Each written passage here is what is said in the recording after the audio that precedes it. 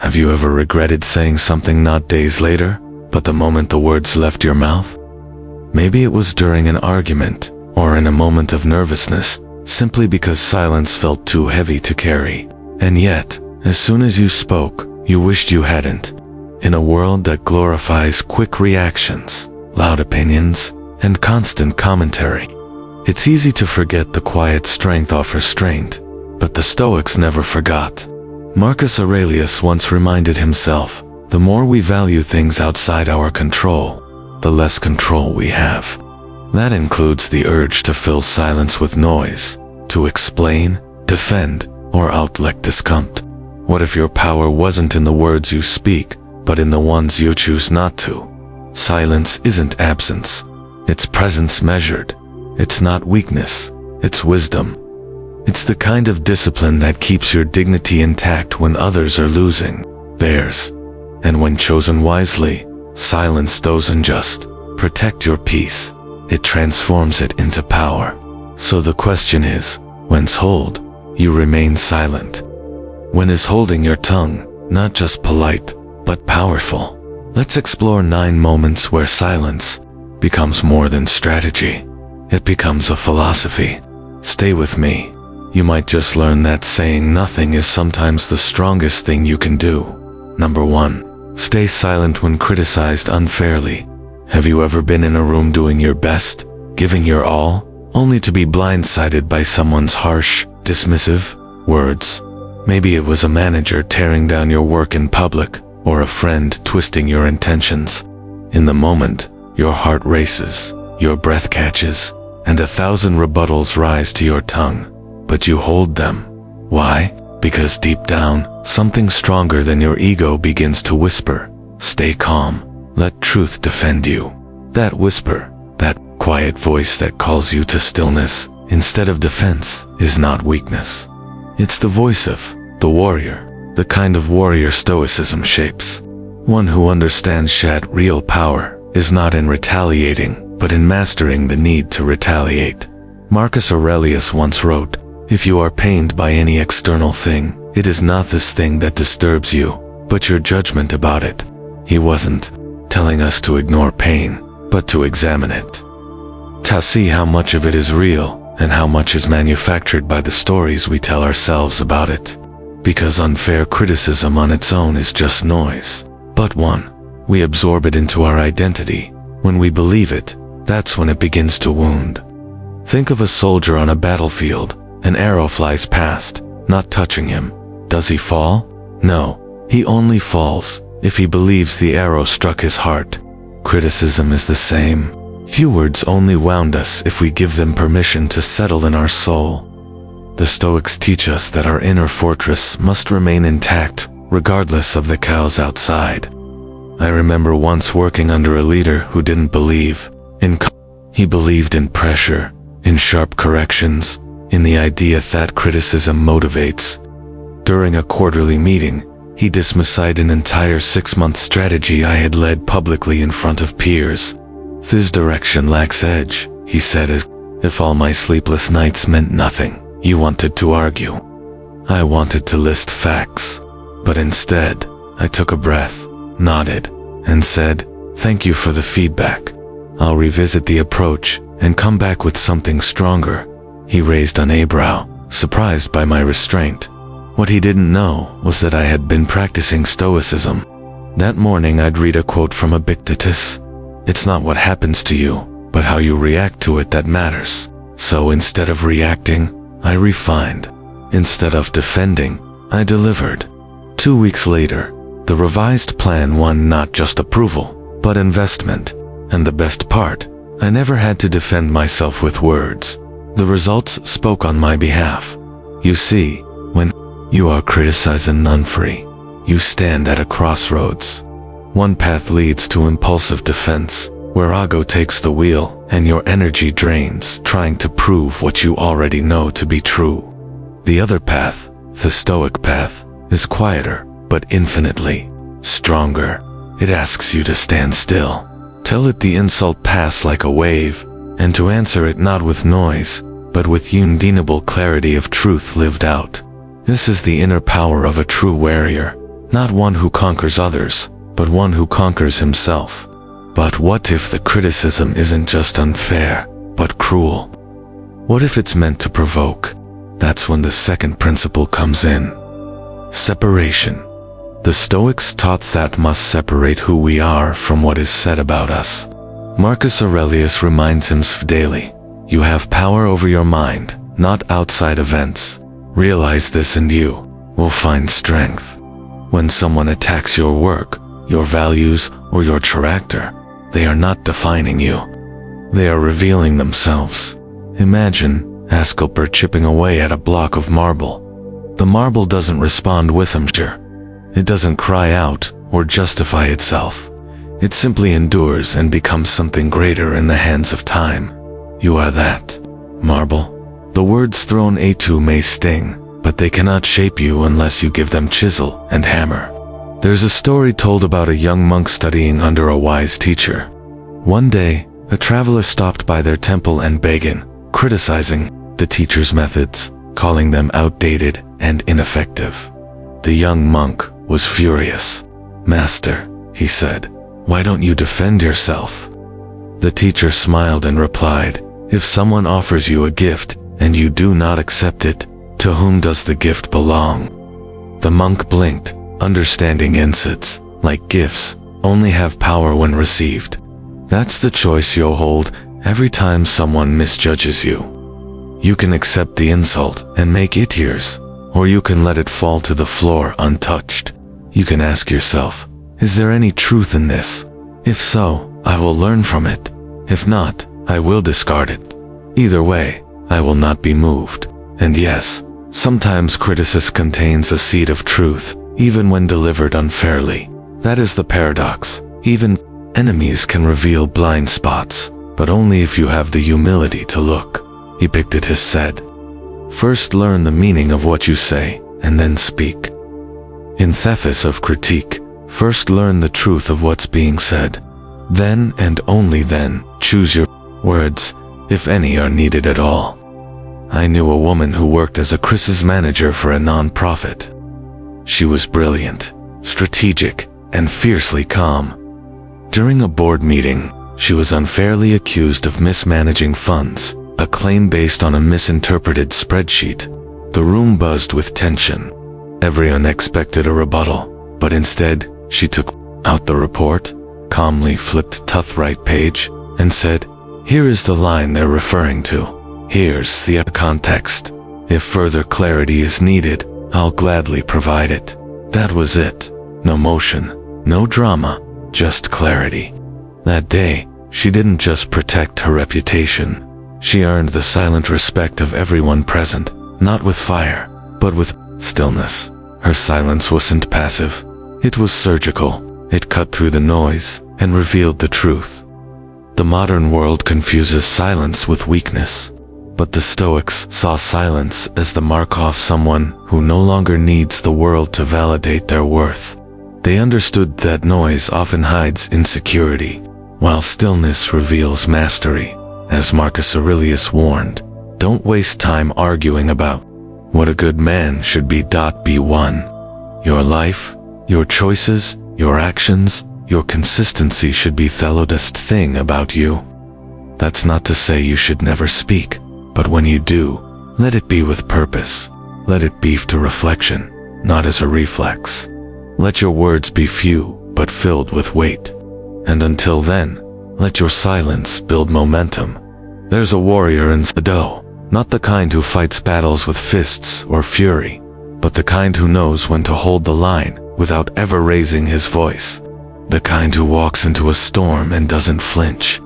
Because his peace isn't built on conditions, it's built on character. So the next time you're unfairly criticized, pause, let the heat pass, breathe, ask, what can I learn here? What must I let go? And what will I prove? Not through words, but through the way I carry myself. This is not easy. It takes training. It takes failing a few times, biting your tongue too late, apologizing, learning.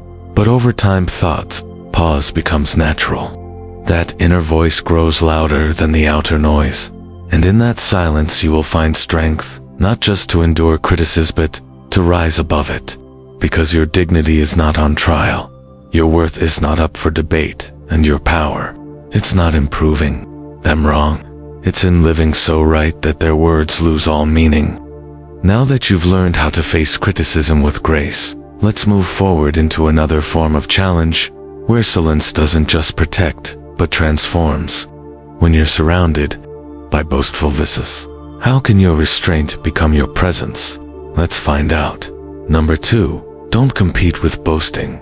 Have you ever sat quietly while someone across the table turned every conversation into a spotlight for themselves, bragging about their money, their promotions, their lifestyle, until it felt like the room shrank around their ego?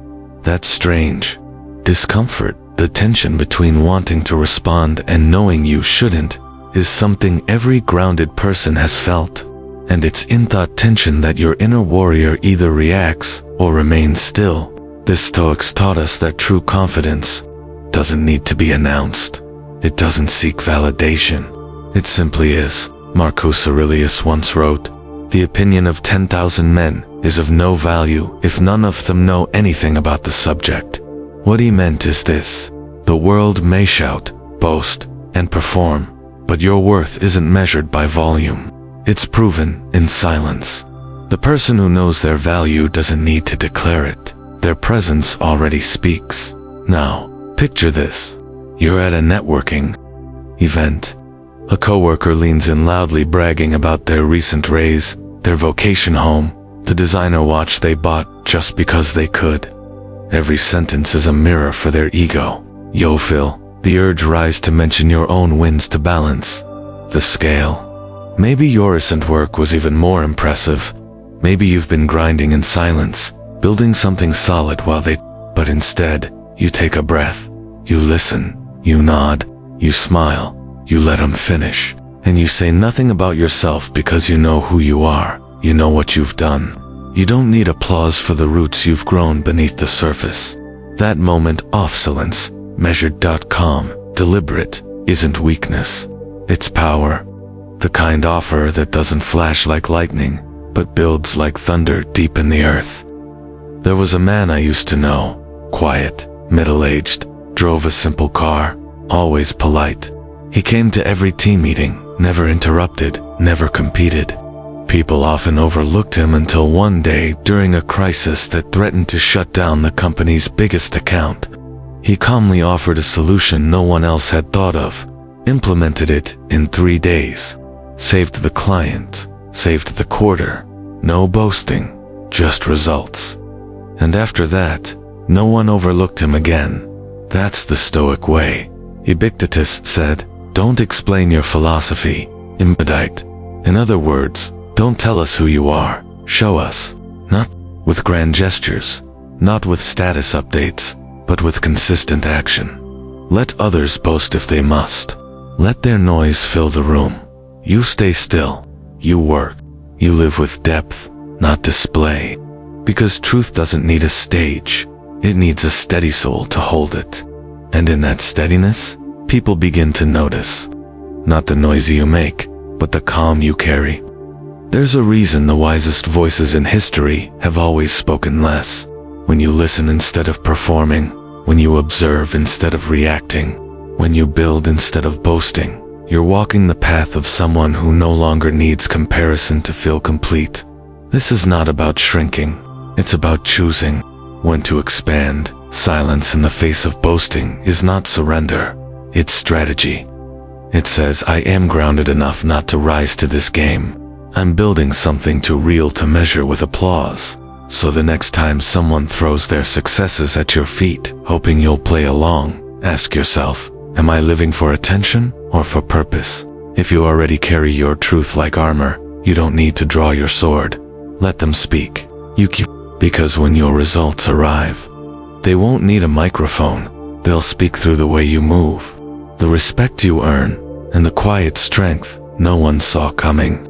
And now that you've learned to hold your center among boasts, let's move into a place even more difficult to master: how to stay silent in the presence of chaos.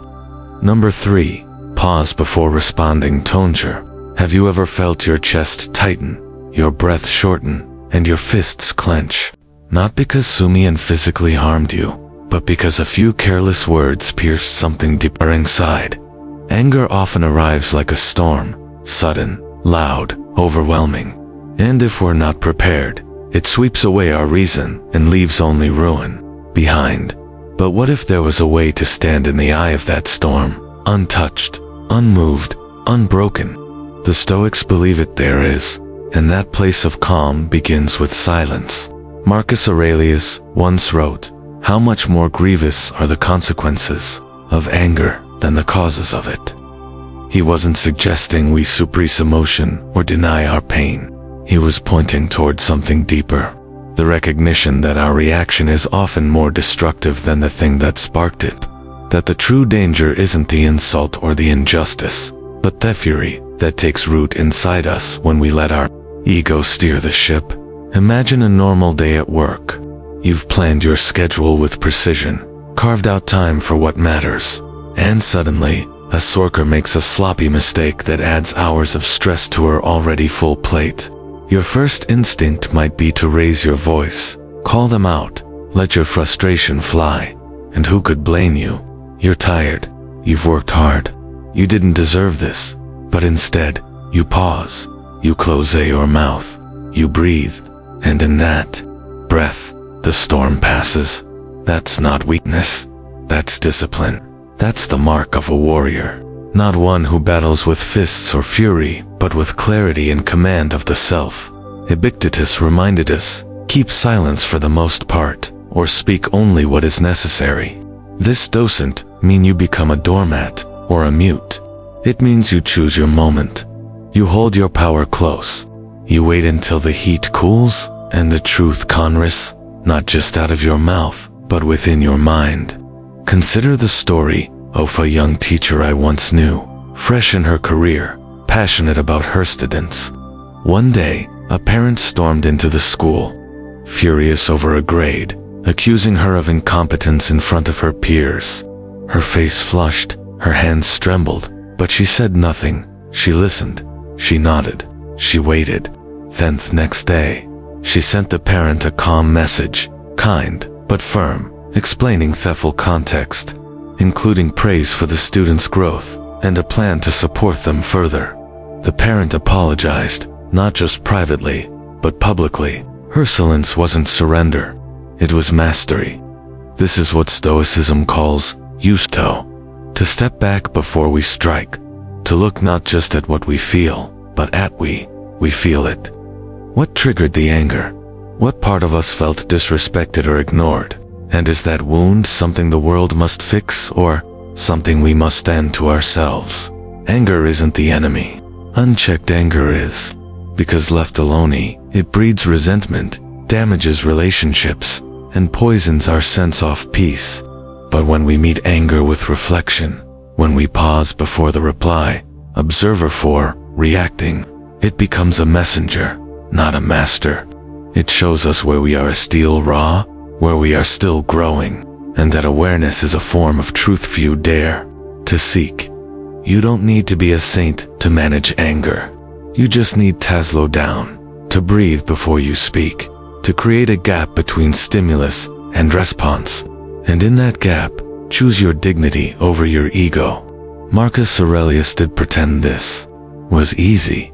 He faced betrayal, war, and deep personal loss, but he returned again and again to the same principle.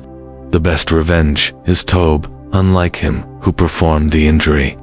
So when someone cuts you off, when a friend betrays your trust, when a colleague takes credit for your work, ask yourself, what do I gain by erupting, and what do I lose by remaining still? Silence is not oppression, it's refinement. It's the soil where self-control grows. And if you need proof this path leads somewhere real, look to Nelson Mandela, a man imprisoned for 27 years, abused, humiliated, stripped of everything but his own mind. When released, he didn't retaliate. He didn't seek vengeance. He embraced peace, and in doing so helped heal a broken nation. That wasn't just political wisdom. It was Stoic strength. So let your anger teach you, but not control you. Let it stir reflection, not reaction. And when the fire burns hot inside your chest, let silence cool it until your response carries not the echo of pain, but the weight of wisdom. Because the man who can sit still in the heat of his own emotions is the one who cannot be moved by the noise of fuel. And once you've learned to stay calm in the fire, let's step into an even greater test. How to remain silent when your boundaries are being pushed. Number 4. Let rumors die without you. Have you ever felt the sting of a lie spreading about you? Not a loud accusation, but something whispery behind your back. Words you can't trace, yet feel their weight in how people look at you differently. It's like walking through fog and realizing some part of you is being erased by stories you didn't write. That kind of pain is sharp, not because the rumor is true, but because it forces you into a trap. Defend yourself and seem guilty, or stay silent and seem weak. But the Stoic knows there's a third way, one that doesn't react out of fear, but stands still in truth. Marcus Aurelius once wrote, "You have power over your mind, not outside events. Realize this and you will find strength." In a world where reputation often feels more fragile than reality, the Stoics remind us that what people say about you is not who you are. Their noise cannot change your nature. Only you can do that. And so when slander rises like wildfire, the wise do not fan the flames with more words. They let the fire burn out on its own. There's a story often told in a teacher well loved by her students, respected by her colleagues, was accused of something cruel and false. Whispers began to spread. Parents talked in hushed tones. Emails flew. And yet she did not defend herself publicly. She did not make a statement or ask others to speak on her behalf. Instead, she kept showing up. She kept teaching. She kept being exactly who she had always been. The warrior in her didn't fight with noise. She fought with quiet consistency. And in time, the rumors lost their heat, faded from attention, and the truth remained standing just like her. That's the paradox of rumor. It burns fast, but dies quickly when it finds no fuel. The more we try to correct every lie, the more we entangle ourselves in battles we were never meant to fight. Epictetus offered this strange but powerful advice. If anyone speaks ill of you, praise them. It sounds absurd. Why would we do that? But the deeper meaning is clear. Don't give energy to the people who are trying to provoke you. Let your stillness reveal your character. Let your discipline protect your dignity. Because when you react with outrage, you hand your peace over to the person who distorted your name. But when you stay composed, when you continue to act with virtue, you remind the world and yourself that your worth is not up for public vote. Silence then becomes a kind of shield, not because you're avoiding the situation, but because you've chosen to rise above it. There was a man I met once, an entrepreneur, whose competitors tried to smear him after a failed partnership. Articles were planted, accusations floated on social media, his investors got nervous. People told him to speak up, clear the air, fight back, but hadn't. Instead, he focused entirely on his next product launch. 6 months later, when the new project exploded in success, no one remembered the rumors. They remembered the result, and more importantly, they remembered how he handled adversity with poise and precision, not panic. This is the Stoic response. You don't answer every whisper. You don't lower yourself to the chaos. You let your life speak. You let time speak because time is always the friend of those who walk in truth. Think about your own life. Are there moments where you felt misunderstood, misrepresented, or maligned? Did you rush to defend yourself, or did you trust that your actions would outlast the stories? Silence in the face of rumor isn't weakness, it's alignment. It's the refusal to be manipulated into explaining yourself to people who never cared about understanding you in the first place. When we live by our values.com, consistent and grounded, people will eventually see through the fog. And even If they don't, what matters is that you stayed loyal to your nature, that you didn't let lies redefine your path. So when gossip comes, for you, remember this: you are not here to fight every battle. You are here to live a life that renders lies irrelevant.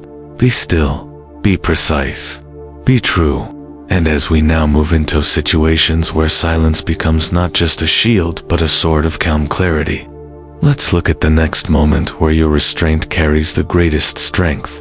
Number 5. Mourn with strength, not noise.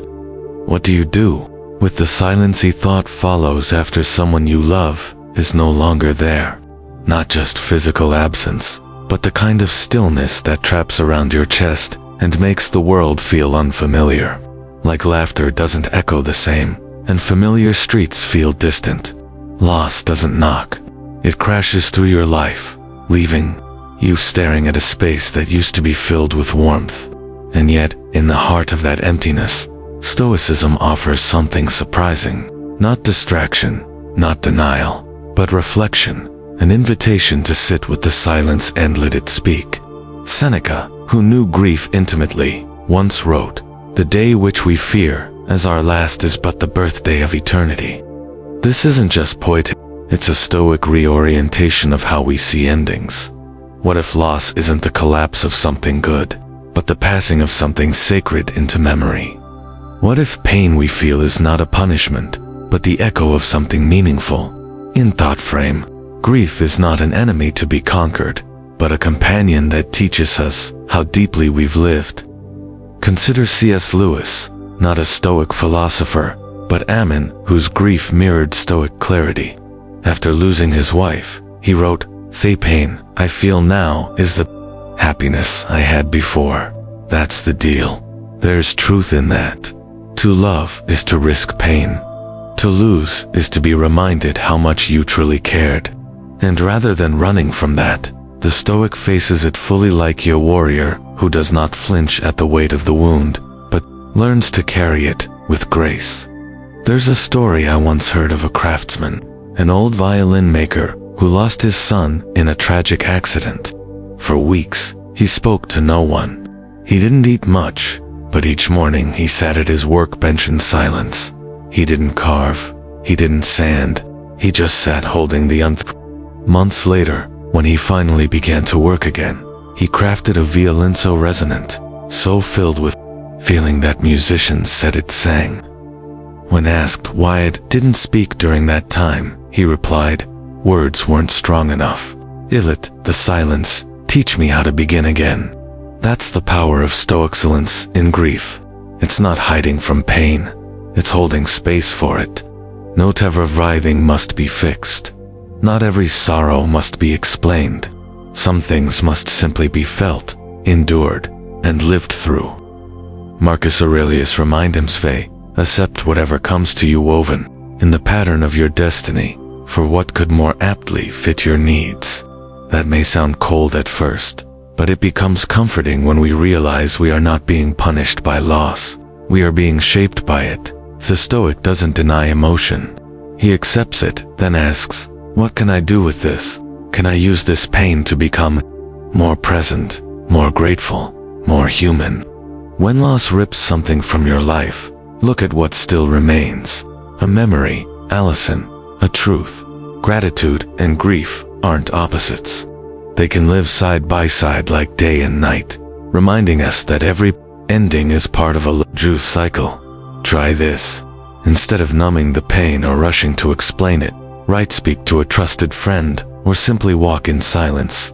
Let the emotions rise and fall like waves. Don't judge them. Don't force them to stop. And when you're ready, ask yourself, what can I carry forward from this? What would this person, this moment, this experience want me to become? In community, we find strength, too. The Stoics valued fellowship. You're not meant to grieve alone. Talk to someone. Share a moment, not to erase the sadness, but to soften it, edges. Every time we speak honestly about our losses, we remind each other that healing is not a betrayal of the past, but a way of honoring it. Grief, when viewed through a Stoic lens, becomes less about resisting pain and more about discovering purpose in its shadow. It teaches us to let go without being empty, to feel deeply without drowning, to remember that, even in sorrow, we still have power. The power to endure, the power to reflect, the power to love what was, and to live on with intention. So if you're carrying something heavy today, let this be a quiet reminder. Your pain is not weakness. It's proof that you once lived with your heart wide open. Let the silence that follows be your sacred space, not to forget, but to remember fully and rebuild slowly. If this part of the video touched something inside you, take a moment to reflect and type just one word below, healing, and if you haven't already, subscribe. Because sometimes the next step forward begins with listening to someone who's been through it too. Now, from the stillness of loss, let's move to the calm strength we find when we choose not to respond to provocation. Number 6. Ignore loud ignorance calmly. Have you ever stood face to face with someone who is absolutely convinced they were right, even when everything in you knew they were wrong? Not just mistaken, but proudly, stubbornly, aggressively wrong. They might speak with certainty, but their actions betray a shallow understanding. In those moments, the temptation to correct them, to argue, to win. But what if true strength isn't in correction? What if wisdom means knowing when to stay silent, and when silence is the greater form of truth? Marcus Aurelius reminds us, you have power over your mind, not outside events. Realize this, and you will find strength. The Stoics weren't trying to create people who win arguments. They were building minds that don't need to win. Minds that stay steady, even when surrounded by ignorance. Because ignorance, real persistent ignorance, is not obscured by confrontation. Often it feeds on it. Consider Galileo, a man who understood the universe more clearly than anyone of his time, and yet found himself accused, condemned, and silenced for daring to speak what he had discovered. He knew the earth moved. He had evidence, logic, vision, but the world around him clung to old beliefs like a child holding tight to a fading myth. Still, when the pressure rose, when the institutions turned on him, Galileo did not explode in rage. He did not scream his truth into deaf ears. He chose silence, not because he was defeated, but because he understood that shouting at the blind doesn't make them see. And even in his silence, he held the line. Quietly, he continued to believe. Quietly, he allowed time and history to prove him right. And that is the Stoic lesson. A warrior doesn't pick every battle. He picks the ones worth his energy. And he never fights for applause, only for what is right within his own soul. You've probably had moments like this yourself. A meeting where a colleague spoke confidently about something they misunderstood, a family member repeating misinformation with pride, a stranger online twisting your words. And in those moments, what rose in you wasn't just disagreement. It was frustration, maybe even rage. But what did you gain by responding? Did you win anything, or did it cost you your peace? Stoicism teaches us that grace is strength held still. That real wisdom isn't shown by how loudly you speak, but by how carefully you respond or choose not to. Silence in the face of ignorance is surrender. It's self-respect. It's a recognition that some minds are not yet ready, and your energy is better invested in action than in argument. I remember a mentor of mine who ran a local non-profit. One day, a new board member accused him of manipulating the budget for personal gain. A baseless claim whispered behind his back. When he heard about it, he didn't call a meeting. He didn't fire back with emails or counter-accusations. He simply said, "Time will show who I am." And it did. Within a few months, the numbers spoke. The project succeeded, and the board member quietly stepped down. The truth didn't need defending. It just needed space to breathe. The Stoic lives by this principle. What others say about you is none of your business. What matters is what you do, how you live, how you respond, and when faced with ignorance, Responding with silence is not about letting it win. It's about showing it's not worth your inner disturbance. This doesn't mean you never speak up, but it means you speak from a place of calm, not chaos. You speak when your words will serve a purpose, not just your pride. Epictetus once said, "It is impossible for a man to learn what he thinks he already knows." And sometimes the most gracious thing you can do is to let someone sit with their own misunderstanding while you move forward in clarity. Let the noise pass. Let them talk. You keep building. You keep learning. You keep refining your own understanding. Because in the long arc of life, ignorance collapses under its own weight, and truth, like water, always finds a way to rise. So next time you're confronted with ignorance, don't see it as a threat. See it as an opportunity to choose your response with intention, to rise above the immediate pull, to react, and instead settle into the deeper discipline of stillness. You were not here to educate every fool or correct every wrong. You are here to live with depth, to lead by example, and to guard your peace like the sacred thing it is. And now, as we leave behind the realm of misinformed noise, let's turn our attention to a place where silence becomes not just defense, but a sacred space when solitude itself becomes your sanctuary. Number 7. Silence is louder. Think. Have you ever walked into a room and sensed something was off? Not because of what was said to your face, but because of what was said behind your back? The glances, the tension, the whispers pretending to be silence. Rumors by their nature creep in quietly and grow in volume, and yet the Stoic path doesn't demand that we shout over them. It asks us to transcend them. Marcus Aurelius once wrote, "The best revenge is to be unlike him who did the injury." When lies begin to spread, when people start crafting stories that were never yours to tell, your first instinct may be to explain, to correct, to fight for your name. But a wiser path, one carved by centuries of Stoic thought, says, "This hold steady. Say less, live more." Let me tell you a story. There was a woman, a respected environmentalist, in a small coastal town, who became the target of vicious rumors. People began to say she was using her environmental campaign for personal financial gain. The gossip swirled fast through social media, through neighbors, through community meetings. But she never held a press conference. She never made a public statement. Instead, she kept working, restoring wetlands, cleaning shorelines, organizing education programs for youth. She let her truth rise through her deeds.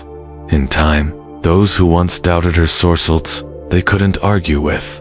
Her silence wasn't passive. It was a "You may not believe my words, so I'll show you with action." This is the Stoic warrior's way. Not loud, not defensive, but clear, grounded, and guided by something stronger than reputation. Character. Epictetus advised, "If evil is spoken of you, and it's true, correct yourself. If it's a lie, laugh at it." It takes courage to live by that principle. But it also gives freedom. Because when you stop chasing every false word, you begin to walk your own path again. And more often than not, rumors feed on reaction. The more you try to deny them, the more you breathe life into them. But when you stay silent, calm, and focused, then noise eventually exhausts itself. People get bored of a lie that goes unanswered. They move on. And those who know you, those who matter, will remember what you've done, not what someone else said. This doesn't mean you become indifferent. It means you become intentional. When something is worth addressing, do so clearly and briefly. But when it's not, when the story is built on nothing but projection or malice, let it collapse under the weight of its own fiction. Remember, you are not here to manage everyone's opinion. You are here to live in alignment with your own values. There is a deep Stoic strength in this restraint. Seneca wrote, "It is the power of the mind, Tob, unconquerable." And nowhere is this tested more than when your reputation isn't under attack. But here's the truth. You don't need to defend your name when your life already defends it. Integrity is louder than rumor, but it speaks on its own time. So, What do you do when the gossip circles back to you? First, breathe, pause, refuse to react immediately. Let the emotion rise, then settle. Next, ask yourself, does this rumor reflect something I should improve? If yes, improve quietly, diligently. But if it's a lie, let your silence stand as a boundary. Focus on what is real, what you build, what you give, what you become. A Stoic doesn't seek vindication. He seeks virtue. Let your character be so steady, so consistent, that any rumor feels absurd in the face of your reality. Like water on stone, it might splash, but it never leaves a mark. The warrior within you isn't weakened by lies. He is sharpened by restraint. He knows that the loudest voice isn't always the truest, and the deepest truth doesn't beg to be heard. It just is. In time, what's real always remains. So the next time you hear that someone's been speaking your name in rooms you've never entered, remember their noise is not your concern. Your focus is your clarity. Your path is your answer. And your silence, when chosen with wisdom, can become the most powerful message of all. Now, with that inner steadiness in place, let's turn to another kind of noise, the kind that rises when others flaunt their greed. Let's explore how silence can be the most elegant reply to empty boasting. Number 8. Answer injustice with boasting. What do you do when you've been wronged, but the world doesn't seem to care? When something unfair crashes into your life like a sudden storm, cold, loud, and merciless. How do you keep from lashing out? There's a particular ache in injustice that makes us want to defend, to explain, to But what if your strongest move wasn't retaliation, but restraint? The Stoics believed that injustice is not just a test of our circumstances, but a test of our character. Epictetus once wrote, if someone succeeds in provoking you, realize that your mind is complicit in the provocation. Injustice may be inevitable, but how we respond to it, that is still within our power. This is where the Stoic warrior emerges, not with fury or weapons, but with calm, self-mastery, and a commitment to what is right over what is reactive. Think of Nelson Mandela. After 27 years imprisoned for opposing apartheid, he walked out not with a clenched fist, but with an open hand. Headed not seek vengeance. He chose unity. He could have easily given in to bitterness, to righteous anger. But instead, he became the living embodiment of Marcus Aurelius. The best revenge is not to be like your enemy. Mandela understood that silence, in the face of injustice, is not surrender. It's strategy, it's patience, it's trust in something bigger than the moment. Imagine that strength. Imagine so grounded in truth, in virtue, that even when you're falsely accused, passed over, or betrayed, you still choose dignity. This isn't about being passive. It's about choosing the long path over the loud one. Because silence, when backed by virtue, becomes louder than any accusation ever could. Now, take that image and apply it to your own life. Maybe it's a boss who overlooked your work, a friend who twisted your words, a system that punished you. Your first instinct may be to explain, to defend, to fight back. But what if just for a moment you chose stillness? What if you gave yourself space to act with reason rather than impulse? Seneca taught that it is not the man who has too little, but the man who craves more, who is poor. The same applies to justice.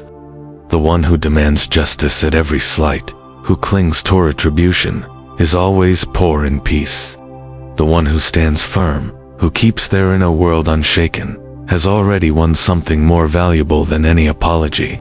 Consider a story, perhaps fictional, but true in essence. A young woman works for years in silence, building a reputation for integrity. One day a false rumor spreads that she is easy means to rise. Her colleagues whisper. She hears the doubts, sees the glances, but instead of defending herself publicly, she continues to work. She shows up early. She mentors others. She lets her results speak, and slowly the lie fades. Her truth stands, not because she argued, but because she endured. This is the Stoic way. Don't let your enemies pull you into their drama. Don't let unfairness hijack your clarity. Control what you can, your words, your reactions, your energy, and release the rest.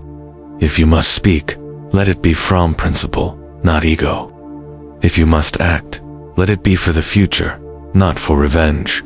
There are practical ways to live this philosophy. When you're treated unfairly, breathe first. Ask, is this within my control? If not, let it pass. If yes, act with intention. Don't retaliate with rage. Don't mimic the behavior you despise. Set a standard. Be the one who walks calmly through the fire and still holds their values intact. When emotions rise, find stillness through reflection.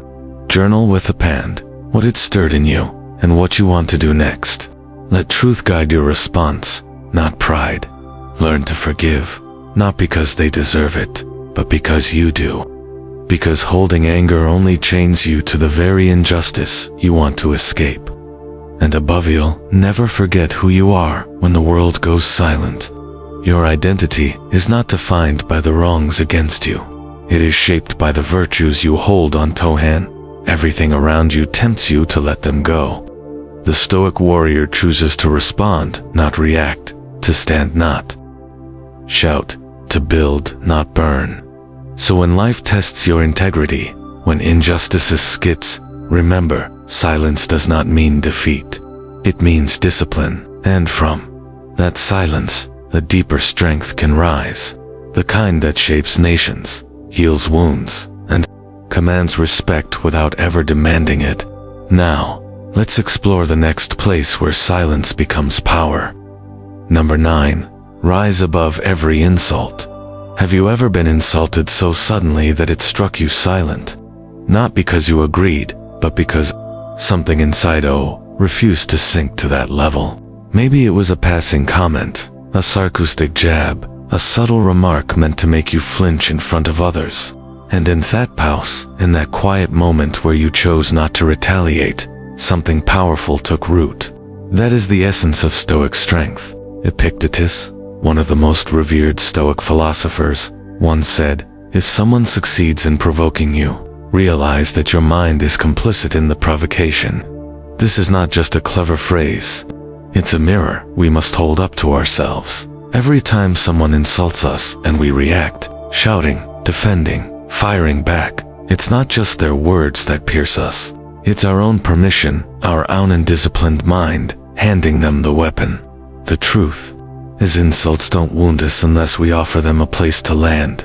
And when we understand this, we reclaim something that many people never realize. They've lost their agency, their authority over their own emotions. That's the path of the Stoic warrior. Not one of loud revenge, but of inner sovereignty. Think of Mahatma Gandhi, a man who faced relentless insult, mockery, and even physical abuse. Not for doing something wrong, but for daring to demand dignity.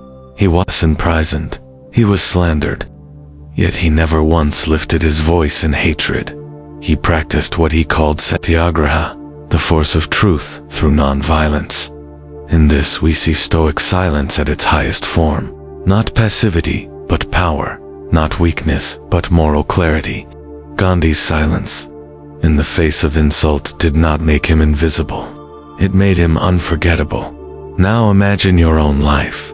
Someone throws an insult your way at work, at home, online. Your first reflex may be to bite back, to correct the lie, to prove them wrong. But what if you chose instead the discipline of restraint? What if your silence wasn't the absence of strength, but the presence of profound control? Marcus Aurelius said, "How much more harmful are the consequences of anger than the causes of it? When you lash out, you may feel justified, but what do you leave in your wake? Broken respect, fractured peace, a cycle that repeats itself again and again.